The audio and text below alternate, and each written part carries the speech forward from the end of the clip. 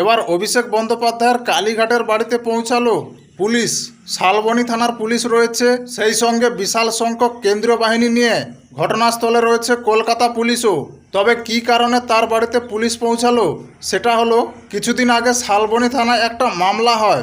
অভিষেক বন্দ্যোপাধ্যায়ের যে আত্মসহায়ক রয়েছে সুমিত রায়, তার বিরুদ্ধে একটা মামলা হয় এবং অভিষেক বন্দ্যোপাধ্যায়ের আত্মসহায়ক সুমিত রায়, তার খোঁজে কিন্তু শালবনী থানার পুলিশ তারা কালীঘাটে অভিষেক বন্দ্যোপাধ্যায়ের বাড়ি সহ একাধিক জায়গায় তারা কিন্তু রেড এবং তল্লাশি অভিযান করার জন্য আসেন।